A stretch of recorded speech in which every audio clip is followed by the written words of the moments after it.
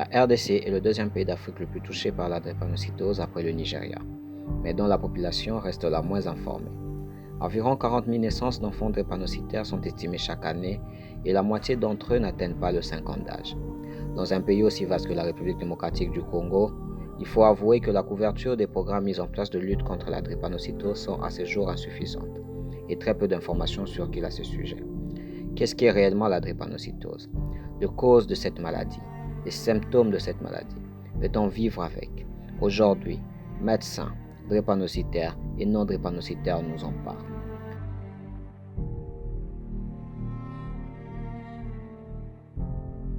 L'histoire de la drépanocytose est l'histoire de l'histoire humaine. Je vais revenir là-dessus, sur la fameuse découverte de cette maladie et la présence de cette maladie dans notre région.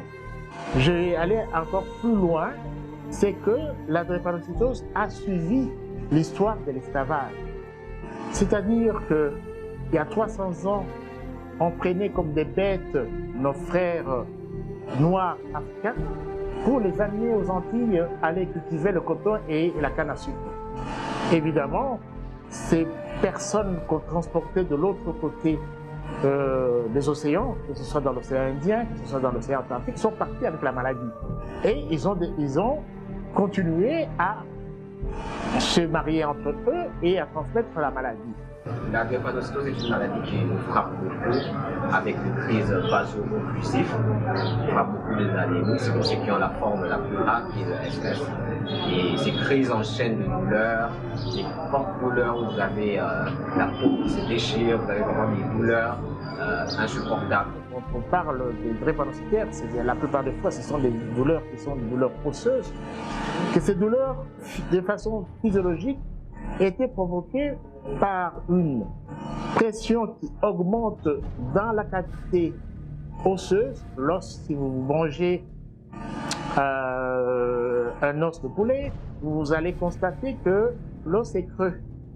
Et dans la partie creuse se trouve ce qu'on appelle la moelle osseuse. Et dans cette moelle osseuse, il y a des vaisseaux. Et la plupart des crises, malheureusement, se font l'endroit où il y a des petits vaisseaux. C'est ce qu'on appelle les crises vaso-occlusives. Mais ces crises vaso-occlusives, ça veut dire les obstructions au niveau des petits vaisseaux, peuvent se situer dans différents organes. C'est ainsi que si nous partons de la tête jusqu'au niveau du pied, au niveau du cerveau, nous pouvons avoir des problèmes d'AVC qui peuvent être provoqués. Au niveau des yeux, au niveau de la rétine, nous pouvons avoir des problèmes d'écollement rétiniens. Au niveau des oreilles, nous avons aussi également des petits vaisseaux qui peuvent entraîner une diminution de l'audition ou carrément de la surdité complète.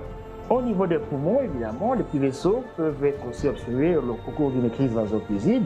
C'est une crise vaso-occlusive qui est toujours très importante. Ce sont des syndromes thoraciques qui entraînent d'aller de l'hospitalisation en réanimation et voire des décès. On va aller plus loin au niveau de l'abdomen. Nous pouvons avoir des crises au niveau des intestins, donc des crises mésentériques. Nous pouvons avoir des douleurs abdominales importantes qui sont parfois difficiles à pouvoir distinguer d'une simple inflammation de l'appendice ou de l'appendicite. Au niveau des os, comme je vous avais dit, comme les globules rouges sont formés dans l'os, les os sont pratiquement le lieu où nous avons des crises vaso-occlusives qui sont les plus importantes.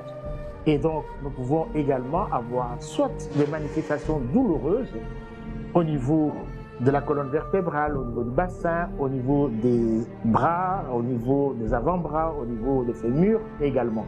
Donc, les crises vaso-occlusives au niveau des os sont les plus fréquentes.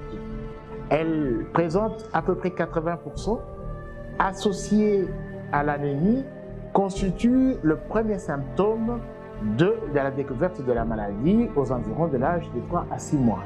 L'idée majeure m'est venue suite à la perte de mon propre petit frère David Ngwanza qui a succombé en janvier 2015.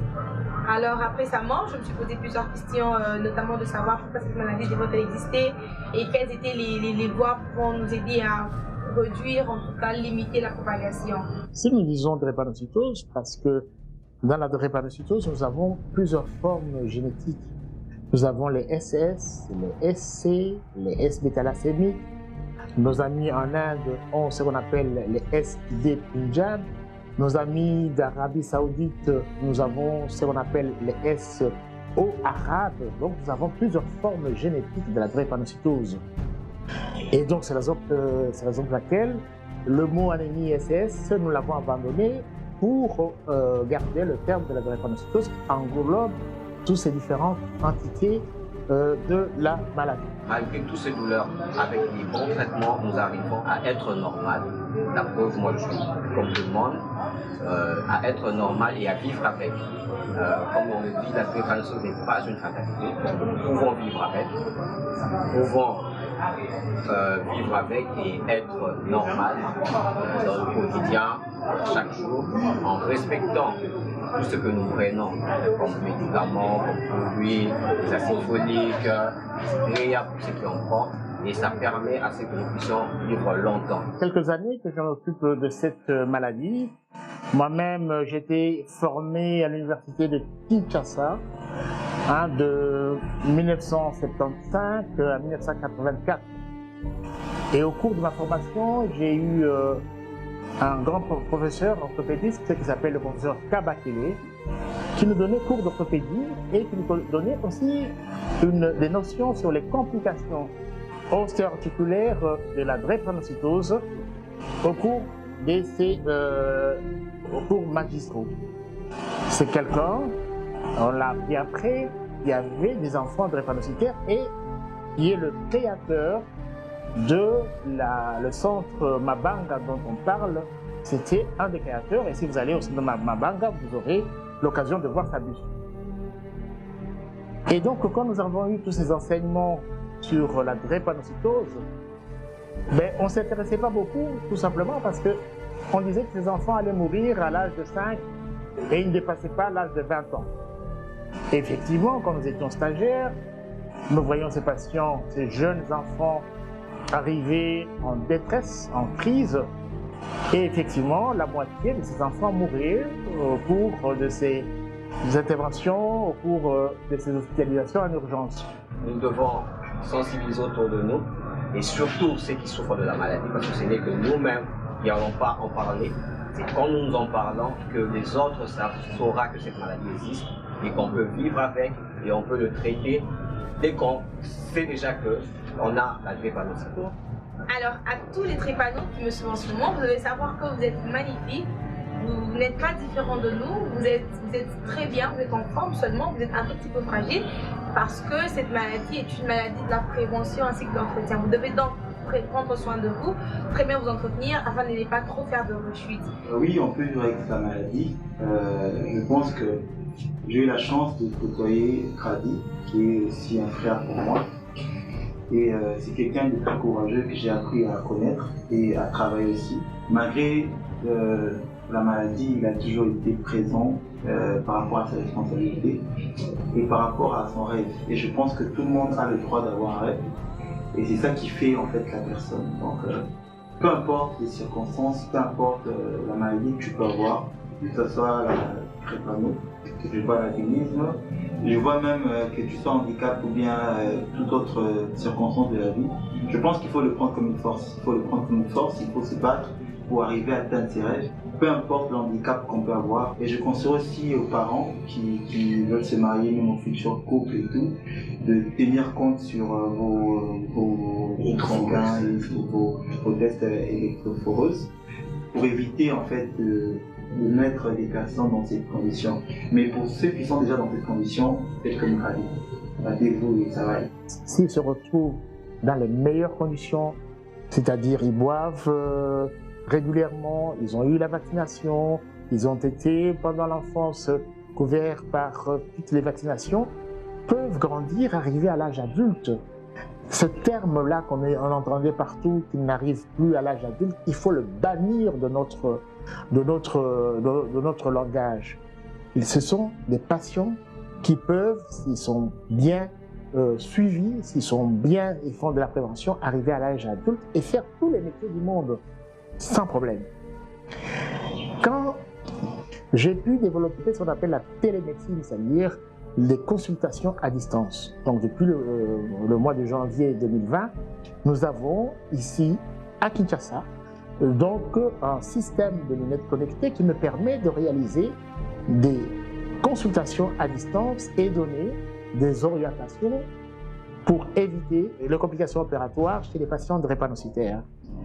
Et je voulais terminer aussi également par remercier l'ONG, la Voix des Drépas, hein, qui est menée de bonne foi et des bonnes actions par Kate Ngwanza, hein, donc, qui nous a vraiment montré que en nous unissant tous ensemble, nous pouvons pouvoir aider nos patients drépanocytaires.